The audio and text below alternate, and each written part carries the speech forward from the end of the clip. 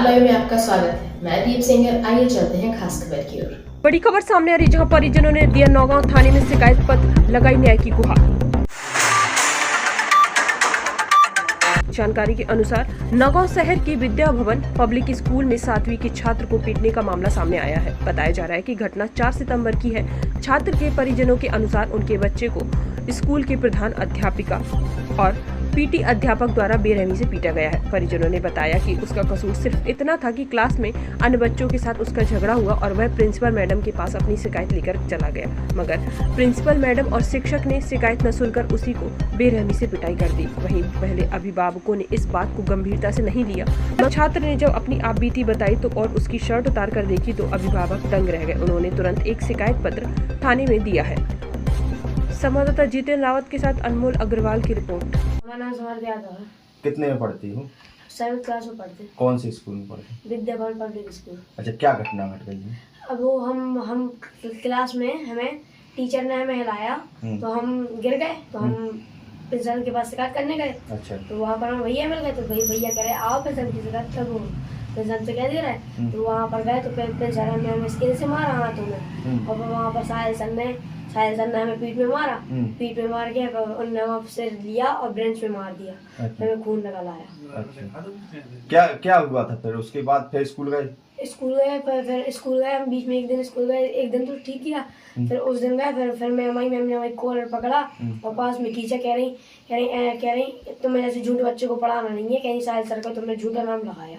कह रही जे तुम इनको जानते हो जे कौन है, जे तुम्हें इतनी बुरी पनिशमेंट देंगे कि तुम कभी उठ नहीं पाओगे। कहीं हम किसी से डरते ना। तो नाम है आपका? कैलाश यादव। कहाँ के रहने वाले हैं?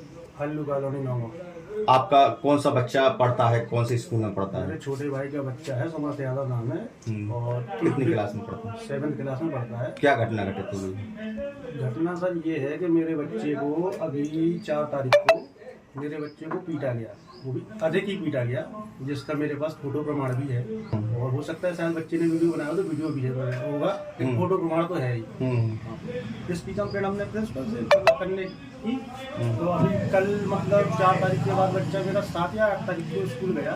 उस दिन हमने कुछ नहीं कहा। अभी कल 11 तारीख को कल स्कूल गया बच्चा, तो टीचर फिर पहुंच गई वहाँ पे जाके, प्रिंसिपल उसकी सीधी कॉलर पकड़ के हिला के बोल रही है, धमकी दे रही है कि तुम कंप्लेंट कर रहे हो, मेरा कुछ नहीं कर पाएंगे आपके पेरेंट्स, और मैं किसी से डरती नहीं हूँ। और ये कोई टीचर है इनका स्पोर्ट्स में, साहिल नाम है क्या है, उससे बोलने की बोली तुम उनको जानती हो, ये तुमको कैसी पनिशमेंट देगा, आप उठ नहीं पाओगे का मतलब जानती है सर? मतलब ये हाथ पैर तोड़ेंगे क्या हमारे बच्चे का? आप बताइए। डेमो की बात आई है, डेमो कैसा डेमो? वो ये डेमो दिखाएंगे, बोले मेरा बच्चा, बड़ा वाला बच्चा जो मेरा बच्चा है वो लेके गया कि मैम हमारे भाई को ऐसा क्यों मारा गया। तो बोली कि तुम्हें डेमो दिखाऊं क्या? मतलब मेरे बड़े बच्चे को भी मारने के लिए तैयार हो गए। अब जैसे आप मानिए कि जैसे चलिए ठीक है मेरे बच्चे झूठ बोल रहे हैं, ये बोलेंगे आपके बच्चे झूठ बोल रहे हैं, यानी कि हर क्लास में सीसीटीवी कैमरा लगा हुआ है सर। मैंने इनसे यही कहा कि आप सीसीटीवी फुटेज दिखाइए, हमारे बच्चे की गलती होगी भैया, मैं कान पकड़ के माफी मांगू, नहीं तो आप आगे आप तो जानते हो, तो आप उस पर एक्शन लीजिए। और मैं 4 तारीख से बराबर स्कूल में बोल रहा हूँ, इनके मैनेजमेंट से कोई सुनवाई नहीं हो रही है, इसलिए मैंने आपसे रिक्वेस्ट की कि मैं अपना बच्चा मैं आपके पास रख सकूँ। क्या थाने में शिकायत की है इसकी? 4 तारीख को मैंने वो आवेदन दिया था, उसकी भी कोई सुनवाई नहीं हुई है आज तक। अभी आपके द्वारा ही हमें जानकारी प्राप्त हुई है कि विद्या भवन स्कूल नौगांव में समर्थ सन ऑफ कैलाश यादव कक्षा 7वीं में अध्ययनरत रहा, और इसको विद्यालय के संस्था प्रभारी के द्वारा मारपीट की गई है। यदि ये घटना सत्य पाई जाती है, इसकी मैं जांच करवाता हूं और वैधानिक नियमानुसार कार्रवाई की जाएगी। मैम, पहली नंबर तो क्या नाम है आपका और स्कूल में कौन से पद पर आप पदस्थ हो? सर, मेरा नाम कविता गौतम है और मैं स्कूल में प्रिंसिपल हूँ, विद्या भवन पब्लिक स्कूल में। जी, आपके ऊपर कई आरोप लगाए गए हैं। एक यादव जी हैं, उनके बच्चे को पीटने का आरोप लगाया गया है, क्या क्या पूरी घटना है? सर देखिए, आरोप को तो मैं पूरे तरीके से खारिज करूँगी, इसलिए क्योंकि वो आरोप ही झूठा है। बच्चे ने कहा उसे मारा गया, अगर उसे स्कूल में मारा जाता तो क्या 30-35 के स्टाफ में कोई भी उस बच्चे को बचाने नहीं आता? दूसरा, अगर उस बच्चे का कहना ये है कि केबिन में मारा गया तो सारे शीशे लगे हुए, तो बाहर से तो अंदर सब दिखाई देता, तो अगर मारा गया होता तो क्या बाहर से कोई बचाने के लिए अंदर भी नहीं आता? और बच्चे के स्टेटमेंट में ये है कि बच्चा आपका जो भाई है बड़ा वो भी वहाँ पर था। तो अगर वहाँ पे ये सारा इंसिडेंट था तो क्या कोई रोका क्यों नहीं? दूसरा चीज़, मैंने फ़ोटो में ये देखा कि जो फ़ोटो दिखाई गई कि बच्चे को बहुत पीठ पे मारने के निशान हैं। तो अगर मारने के निशान है तो वो लोअर बॉडी साइड इतने ज़्यादा क्यों है? क्योंकि जिस पोर्शन में बच्चा बेल्ट पहनता है उस पोर्शन पे भी है। और अगर सोचा जाए बच्चे को मारेंगे, वहाँ बेल्ट है, अगर लकड़ी से भी मारेंगे तो बेल्ट के होते हुए निशान अंदर तक कैसे जा सकते हैं? और सेम निशान और किसी लकड़ी से मारे हुए निशान है जो हमारे पूरे कैंपस में कोई भी टीचर यूज़ नहीं करता है, क्योंकि स्कूल में अलाउ ही नहीं है उस चीज़ के लिए। तो कैसे निशान है? दूसरा चीज़, उस बच्चे का एक फ़ोटो मैंने ये भी देखा कि उसके मुंह से ब्लड आ रहा था, दांत के मसूड़ों से ब्लड आ रहा था। तो सर, जब उस बच्चे को, ये इंसिडेंट पूरा 6th पीरियड में होता है, बच्चा घर जाता है, अगर मुंह से ब्लड निकलता, वो ऐसा ब्लड है कि रुक सकता था। अगर हमें बाहरी चोट कहीं लगती है तो वो खून नहीं रुकता है, उसको रोकते हैं, लेकिन मुंह का ब्लड था।